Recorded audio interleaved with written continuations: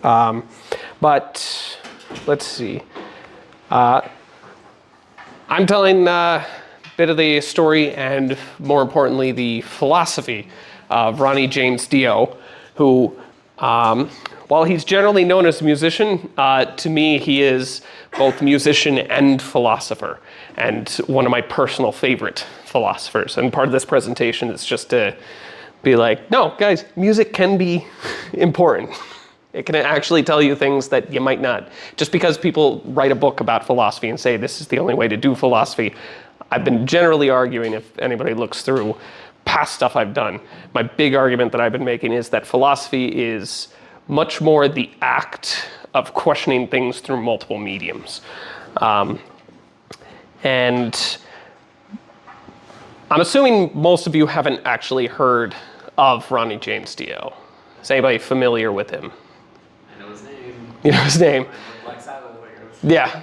If you've heard Black Sabbath, or you've heard the band Rainbow or the band Dio, then you have probably heard Dio himself singing.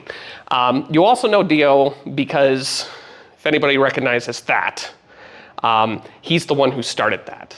Before that, it was Ozzy Osbourne did this, and people associated that with rock and roll. And then Dio takes over for Black Sabbath. And the funny thing is that he actually got that from his grandmother. Turns out there's a story behind that. He grew up, well, we'll get to when he grew up, but his grandmother came from Italy and very much believed in hexes and spells. And this is actually a ward against what is known as the evil eye, sort of an Italian folk tradition of if somebody has too much negative energy, you would do that to just sort of put up some psychic shield. Dio just started doing that on stage one day, and it just became so iconic that it's essentially become the rock symbol. So, fun little fact. Now, Dio's early life, you can see here, this is a pretty interesting picture of him when he was very young. The first instrument he actually learned was a trumpet. And in his autobiography, he spends a good chapter about how his father forced him to play the trumpet for 4 hours a day. His father was very much this second generation immigrant. He believed in, we're now Americanizing, you are going to learn to be cultural. And Dio actually, he's glad that his father did that. And he actually believes the reason his vocals were so strong was because he played trumpet. He thought the trumpet was the reason that he was able to get such a range. Now, he was born in 1942. His father was actually a soldier, and he was born in New Hampshire. But very shortly after, he moved down to Cortland, New York. Now, that's fun, and I have this here. I have the map for it. Cortland, New York there, which, there, and then I grew up in Cobleskill there. That was a 2-hour drive away from where I lived. So I did not know that until this year, actually. I just sort of listened to his music for years, and I didn't even realize the guy came from basically the same area I did. My grandparents were in Cortland for about a decade. So that was just a fun little thing, and it probably explains why I click with this music so much. It's got kind of the mentality that came from the area. Again, he first learned the trumpet, and it was actually kind of an interesting story where his father just sort of comes into the room one day and he goes, "Son, you are learning an instrument. You are picking an instrument. You are going to learn it." And he was just sort of like, "But I don't want to," until he gets to the music shop. And once he got to the music shop, he's like, "Oh my God, there's so many." And he actually had a hard time picking out. And the trumpet was actually his decision. He had the choice basically between a violin and a trumpet. Then as time went on, he just continued to play the trumpet, would play at a school band and such. But over time, friends of his would introduce him to, this was in the 50s, so he was starting to hear the blues that were coming out, the new rock and roll that was coming out. And you could see this is the era of the Beatles, the 50s haircut. That was sort of the pre-Beatles look. And then he and a couple friends got together while they were teenagers and started doing cover songs. So they would originally actually just do covers of popular songs, and I didn't link it, but it's very quick to find if YouTube loads.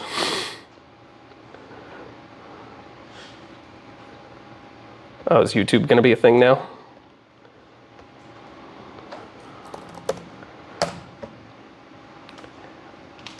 Oh, that's a good sign. That is a real good sign. Shoot. There's like 4 different videos of him in the 50s. You can actually hear a very young Ronnie James Dio singing. Then, as time went on, they actually started to attempt their own recordings. The first band he was part of was actually Ronnie and the Prophets. And that was, I think it was 51 through 54. So this was for the majority of his life. Not 51, sorry. He was born in 42. It was 56, I believe, was when they attempted their first recording. This recording studio that they're in is actually the recording studio of a friend, Nicky, the guy on the left there in the white shirt and the longer hair. He was fascinated with audio technician, this new recording technology that was coming out, and he set up his own system. And then Ronnie and a couple friends actually asked if they could use it to record some singles. They did that for a while. Eventually, they started touring all over the place, and unfortunately, there was one night where a drunken accident had occurred. Another driver rammed into their van on their way home, and Nicky ended up passing away as a result. And this actually, this was a big influence on very early Dio. It's when they shifted from Ronnie and the Prophets, which was sort of a cover band of 50s doo-wop sound that was going on. That's when they started to change into the Electric Elves, which eventually became Elf, which is the first major band that Dio was part of. And it was when they start getting into the harder rock. And just as an example of just how much he's been involved in. The first there, Ronnie and the Redcaps, Ronnie Dio and the Prophets. So from 1958, the Electric Elves, the Elves, several bootlegs, Rainbow. These are all albums that he has been on. And just with Dio alone, the band he's most known for,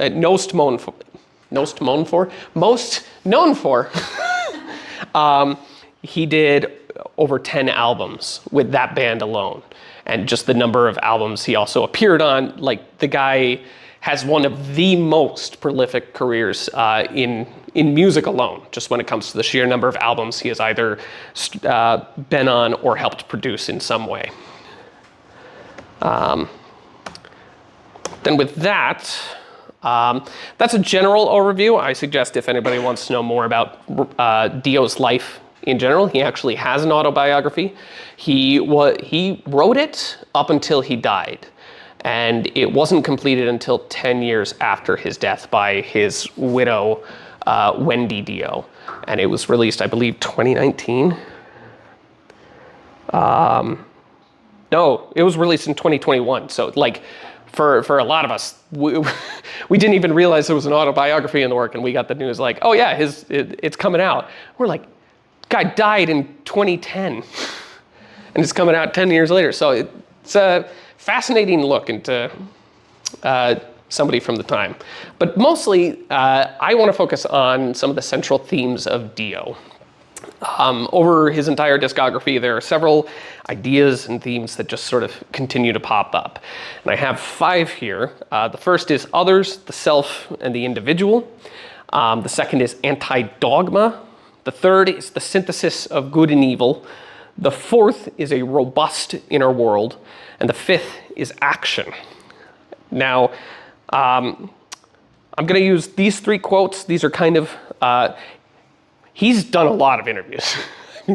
there's probably close to 50 interviews with the guy that you can find and go through. Now, a lot of them he talks about his music, like the production of music. But every now and then you get an interesting quote that he says. The first, lyrically, I like to use themes that make the listener use his or her imagination and to give a little of the lessons I've learned in my own life. The second, God and the devil are inherent in each of us. It is our choice to make. You can take the road to good, you can take the road to bad. Well, we have a choice. And then the third, in my mind, we live in heaven and we live in hell. So you'll kind of see elements of that pop up in the lyrics that we're going to be going over. But the first one, and this one's kind of esoteric, but the others, the self, and the individual. A lot of his music sort of focuses on these three elements, in which the others are that which is outside the individual, the self is the inner voice, and the individual is the person between the two voices. So this is actually, do we have dry erase? Sorry. Yeah, sure. You'll find it somewhere. Yeah. Purple will work. Actually, purple's perfect. Kind of a running theme. So it's essentially, the individual can be seen as this, and then the self as sort of a core. And the way Dio puts it, the self isn't exactly what you're dealing with at all times. You're existing sort of here in this circle. Others are people telling you things from the outside. These are the voices of the world. This is the news, media, somebody on Twitter. They're all telling you stuff. They're hitting your sort of outer experience. The self is that sort of little voice that kind of pops up in weird times. You'll see it in the song that pops in. But it's essentially the individual is being hit by two sides here.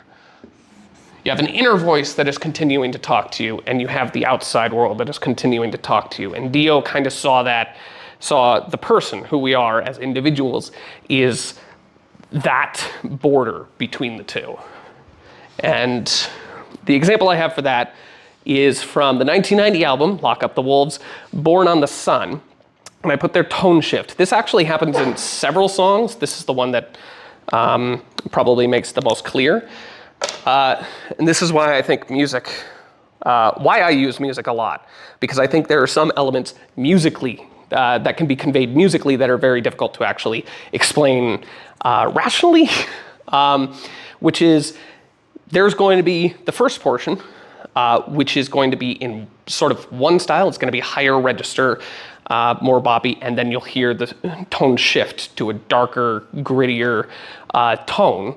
That's the shift from the outside voices to the inner self. And you as the listener are essentially listening to both sides of that. You're getting the synthesis, which should work. Thank God. You can hide in a circle. It's a way to survive. Be another number. At least you'll be alive. Or you can ride with a gypsy. He can take you to hell. And the answer screaming in a voice you know so well. You're made of fire, never higher. You were made to run. Oh, you're burning higher. You got the fire.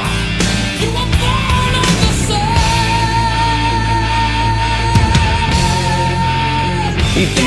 He can hold a note. But yeah, you could see what happened there, which is you can hide in a circle, you can be another number, it's a way to survive, and then when it shifts to the inner voice, when you see the reflection, it's suddenly like, yo! Happens a lot. Another good one is One Foot in the Grave, where he actually says, like, you hear the shadows and the shadows never lie. I want to choke you! It's like, oh, okay. The second one there is Anti-Dogma. Generally, a lot of songs will actually feature those two words. They say, they'll say. This is Dio sort of differentiating what he's saying, and like, this is what the world is telling you. They're gonna do this to you, they're gonna say that, don't listen to him. He's usually using powerful figures as antagonists. In the example we have coming up, you'll hear kings and queens. It's also contradictions and promises. So it's that the much of what the world says is going to be contradictory. It's not going to make sense, and they're going to promise you a lot, but the promise itself is kind of the thing you need to look out for. Now, for this one, we have Heaven and Hell from the album Heaven and Hell, 1980, which was Black Sabbath. So this was this was the first album that he made with them. He actually ended up making 3 albums with Black Sabbath before moving on to make Dio. I have the line there, love can be seen as the answer, but nobody bleeds for the dancer. That's not going to be in the portion we're playing, but that gets reincorporated into the portion we have here. And this also kind of ties into action. The little things like that. We'll get to other things of what he means by action, but he talks about bleeding for the dancer. He doesn't talk about like watching the dancer. He talks about doing something. He's very much focused on that. And again, we'll see a better example later, but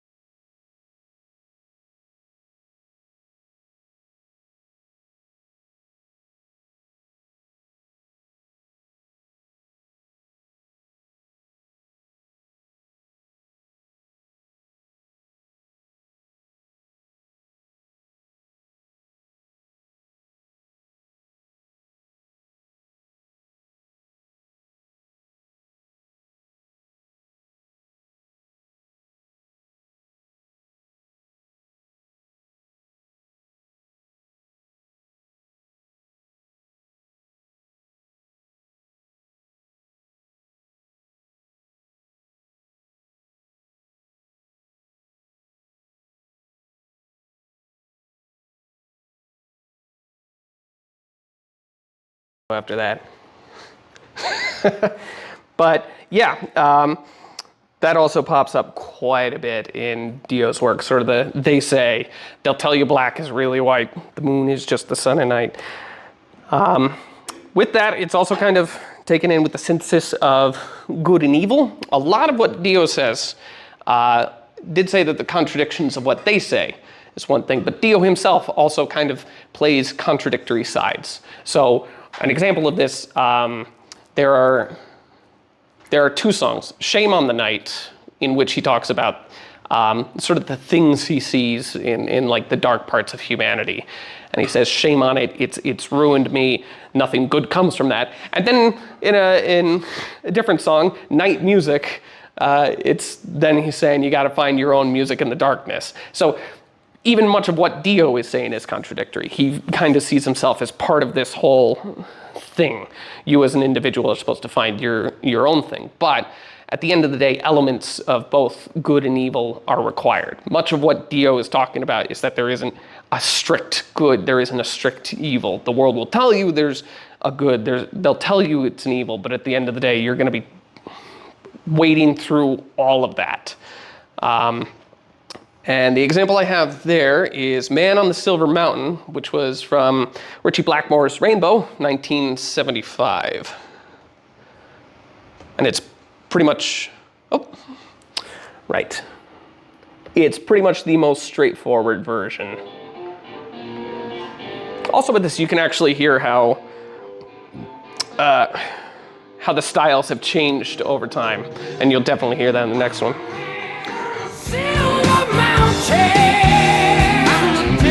I'm the day I can show you the way. And look, I'm right beside you.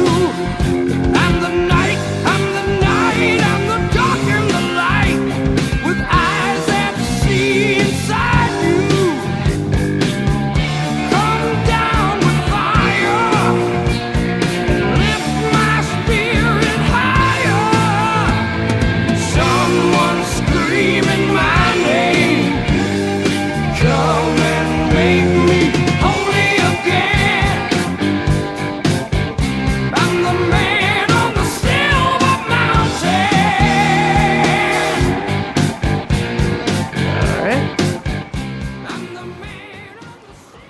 So you can see from like 1975 to I think the latest one we saw was 1990. You can see how the style has definitely changed over time.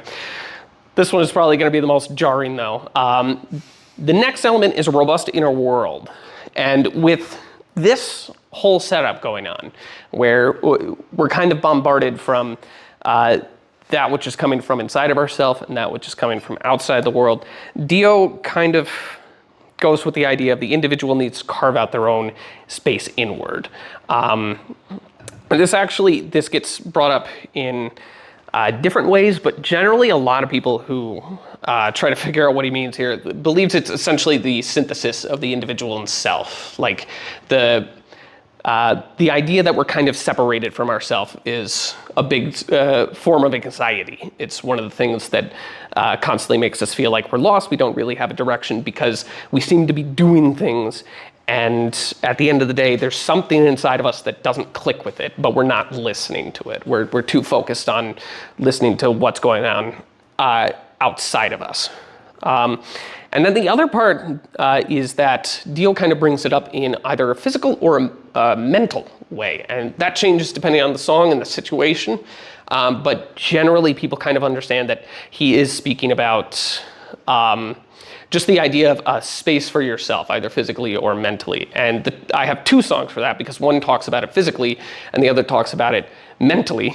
Holy Diver, Invisible.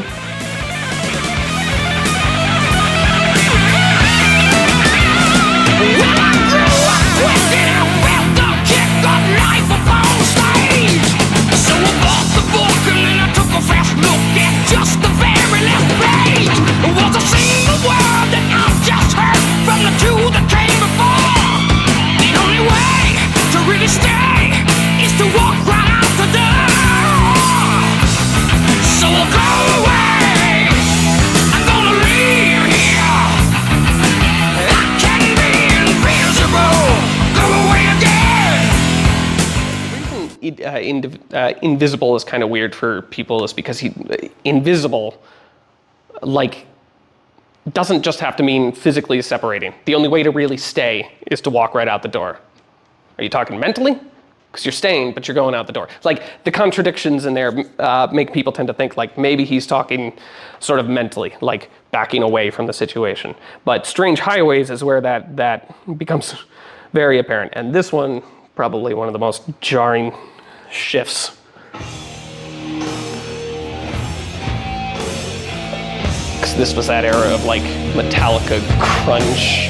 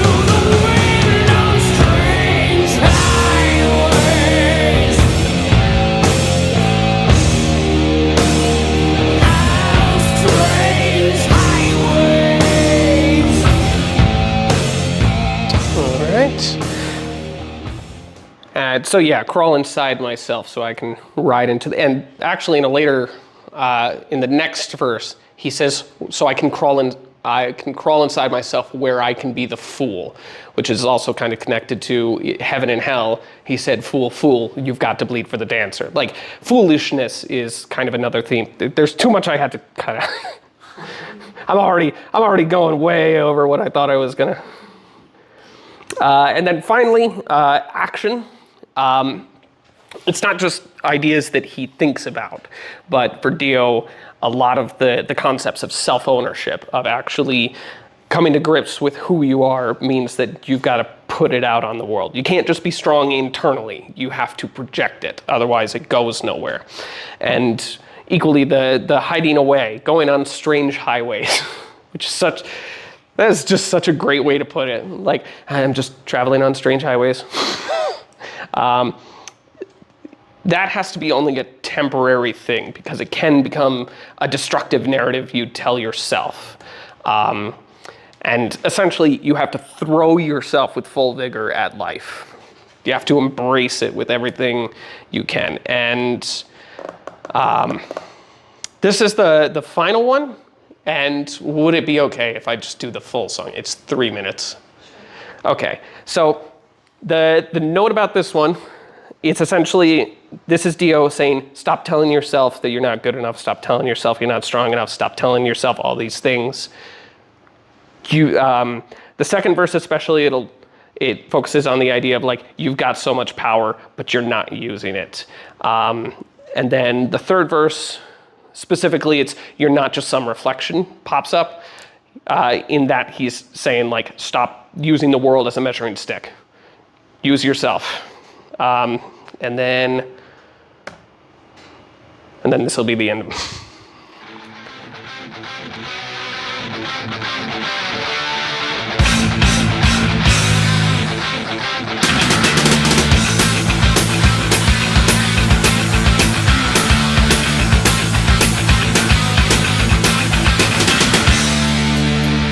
It's the same old song.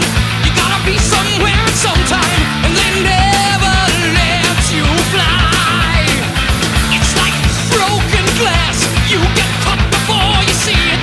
So open up your eyes. You've got desire, so let it out.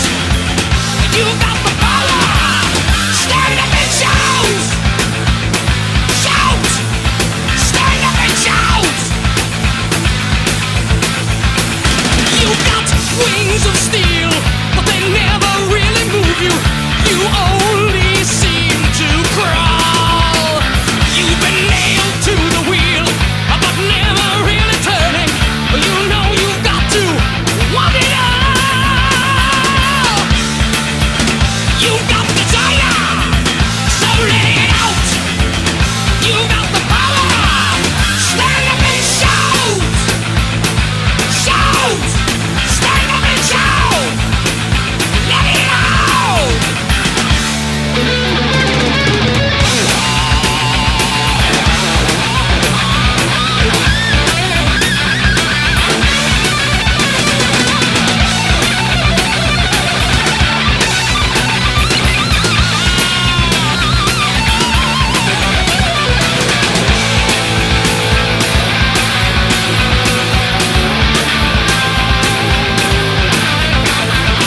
You are the strongest chain, and you're not just some reflection.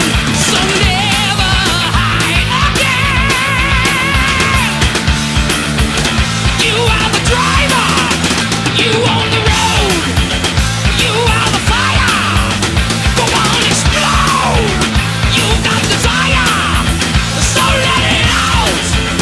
You got the power. Stand up and shout! Stand up and shout! Let it out! Stand up and shout!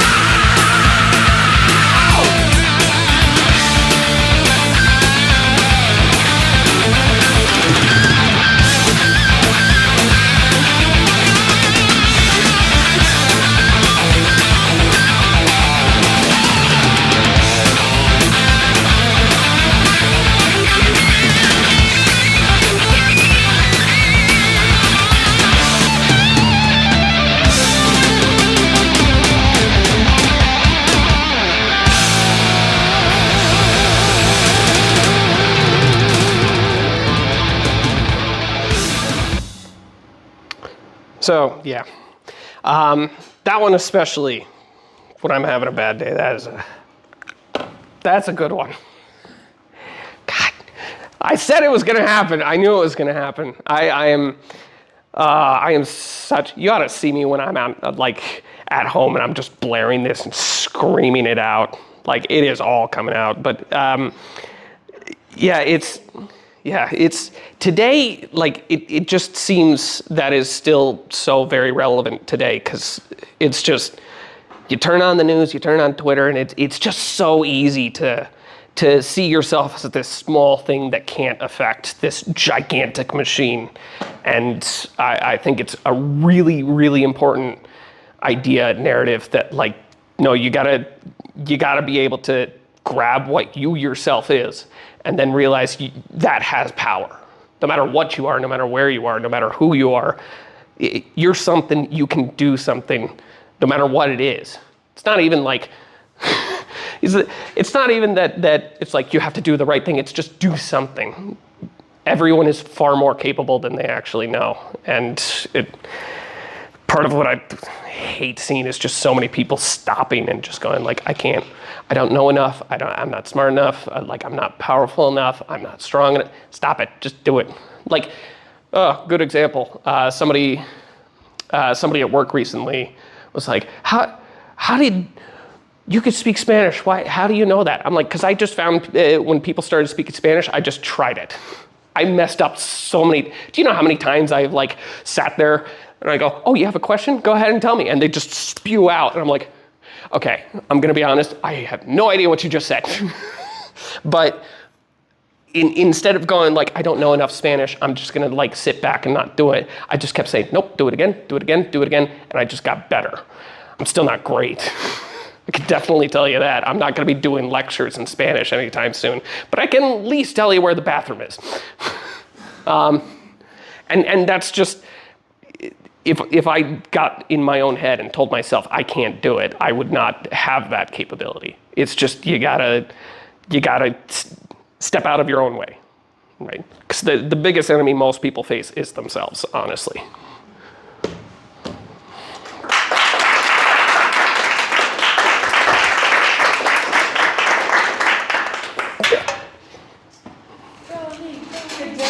Yeah. Any questions for Austin?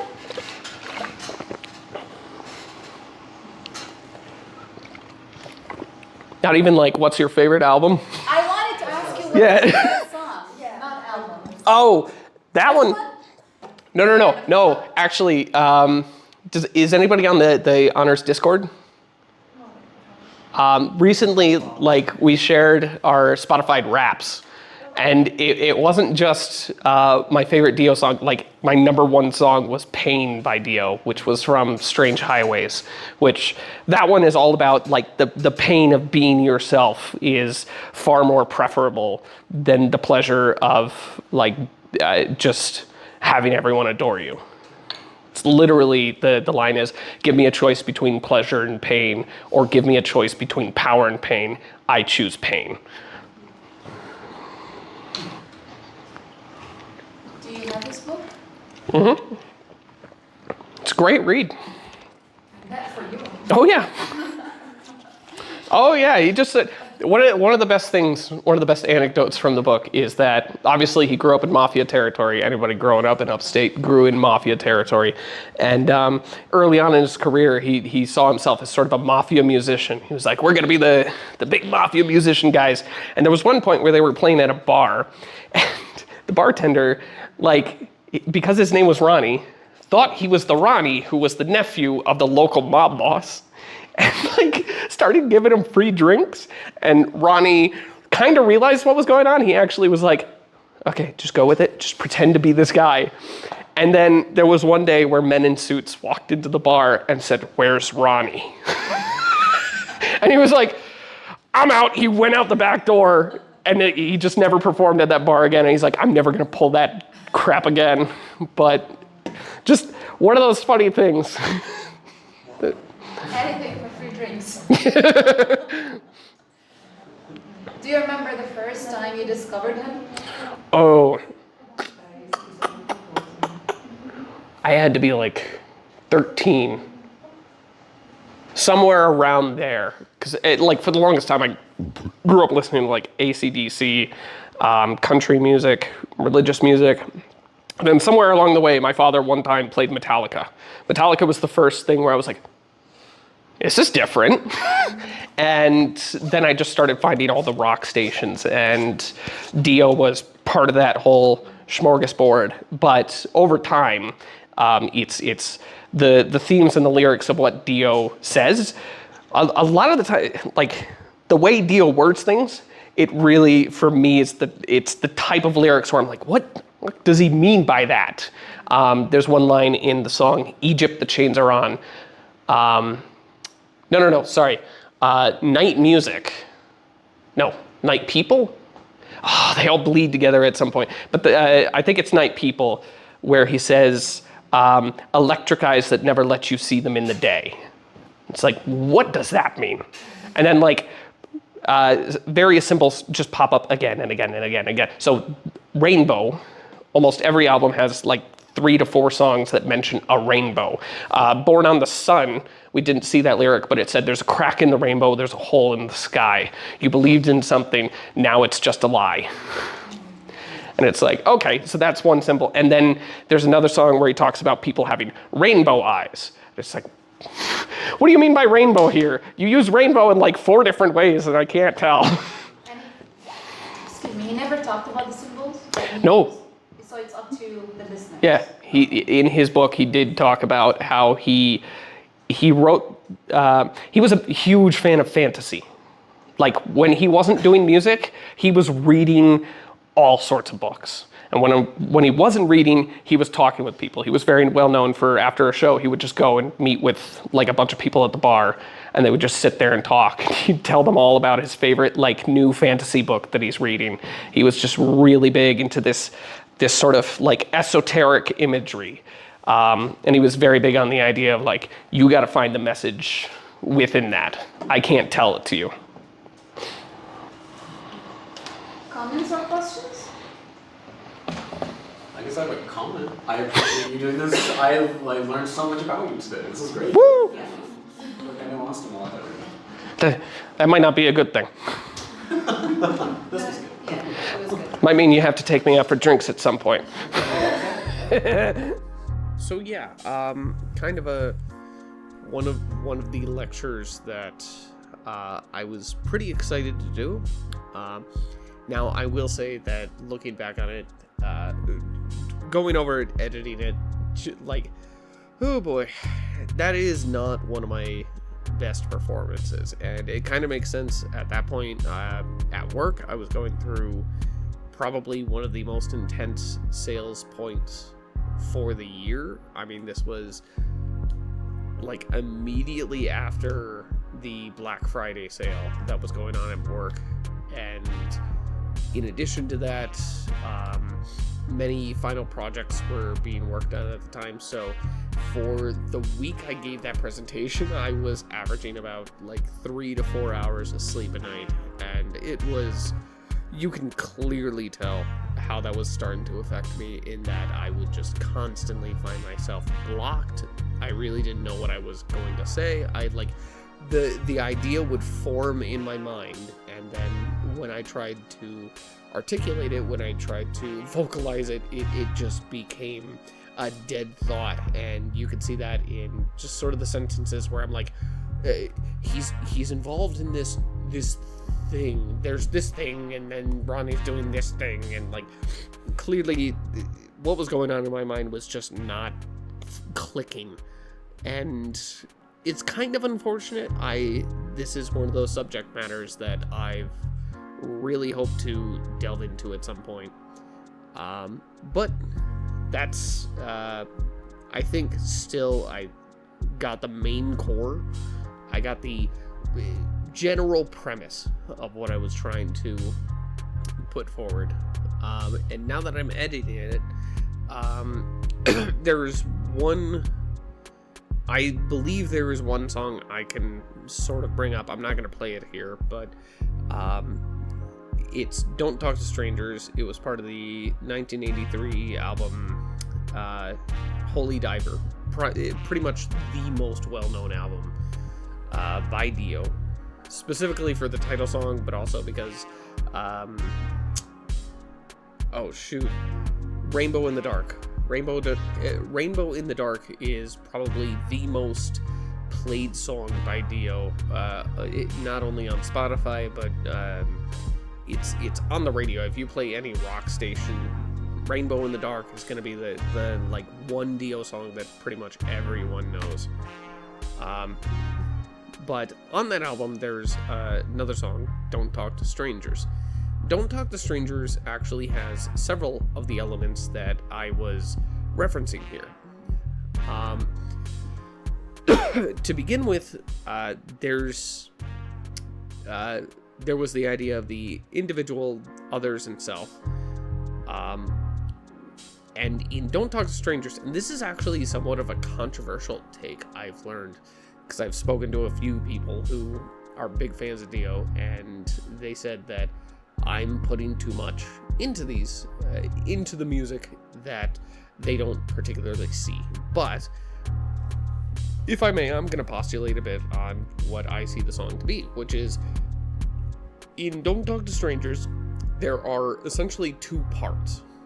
There is the part that is played with this fairly fantasy-laden music. There's somewhat this, the beginning portion, there's a portion towards the middle, towards the end, middle end, I don't know, that essentially is played with this very, like, high register, like, it's almost a fantasy setting style music. And this is the part where you're getting the don't do X because it's Y. Don't go to heaven because it's really hell. Don't stand in doorways, you might find the key that unlocks your soul. Don't dream of women because they'll only bring you down. You know, it's this general formula of don't do X because Y reason. And a lot of people, like, a lot of fans have been trying to figure out, like, is Dio telling us not to do these things? Don't go to heaven because it's really only hell. Don't stand in doorways, you might find the key that unlocks you. Don't smell the roses, or don't smell the flowers, they're an evil drug that makes you lose your mind. And a lot of people are like, why is Dio saying these things? I think the main confusion that a lot of people have, when it comes to that song in particular, is that when you're in that mode, when you're in this fantasy mode, almost this dreamlike music that's happening, these are the things that are being told to Dio at the time. And specifically, I know that don't dream of women, they'll only bring you down. A lot of people have found that to be like, why is Dio telling people this? And the overall point of the song is, no, Dio is not telling you this. These are the things that people were telling Dio at the time. And we know nowadays that when Dio was starting out, well, when Ronnie was starting out Dio, it turns out a lot of people were angry at him because he was listening to Wendy, his new wife. And a lot of people were saying that Wendy was actually the reason that Dio was messing up, why he left Black Sabbath. Like, a lot of people put blame on Wendy and said, and were telling Dio at the time, like, you gotta stop listening to Wendy, she's leading you astray. And that's kind of what's going on in that lyric. And if that's what's going on in that lyric, then all these other things, don't go to heaven because it's really only hell. Don't talk to strangers, they'll only make you sad. Like, the question there is, who is telling this to Dio? And it's generally, in an interview, he actually said, this song was me being angry. This was me venting out a lot of frustration at what people were telling me. And that kind of puts the whole song into perspective. So here we see a song that is almost a perfect representation of, like, here's what the world is telling you, this is what other people are telling you.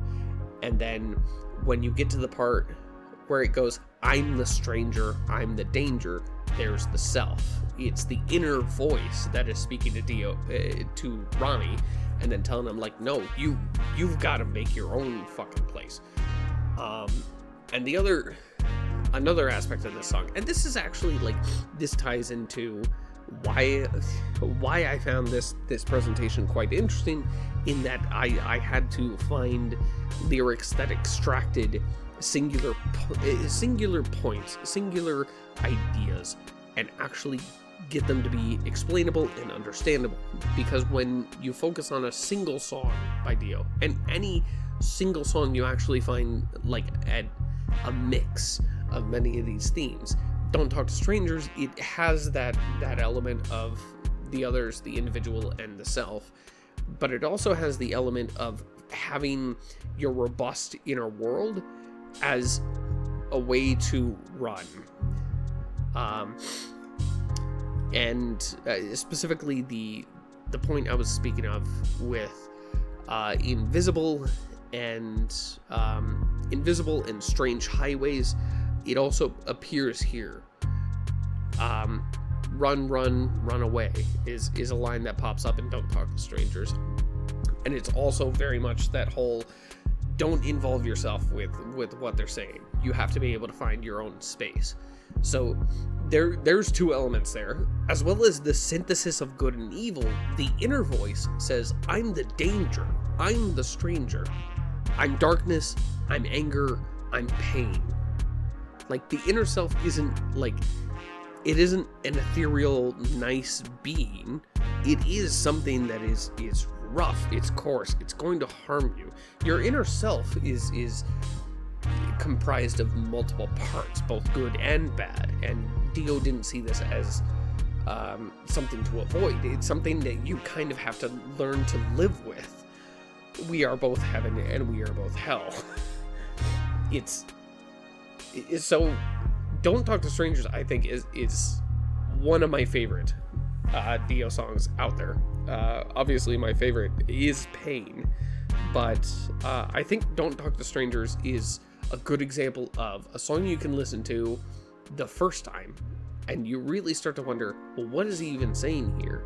And then the more you listen to it, the more you kind of understand there is something going on. So you go and you learn what was Dio going through at the time that he wrote the song, and then once you learn the history, you go, oh god, this actually makes more sense. And it's a good example of the mix of elements and themes that I believe was intertwined with many of Dio's works. And if I highly recommend you check it out. All the songs I've used are linked in full within the description, as well as Don't Talk to Strangers. So I think that's a fairly good end note on what I was trying to explain with this overall presentation. I wish I could have done a better job. I wish I wasn't as tired. You could see me like guzzling down caffeine at that point. I was probably hopped up on so much caffeine that, oh boy. But regardless, I hope you got something out of this, and I do hope everything goes well for you. You have a good one.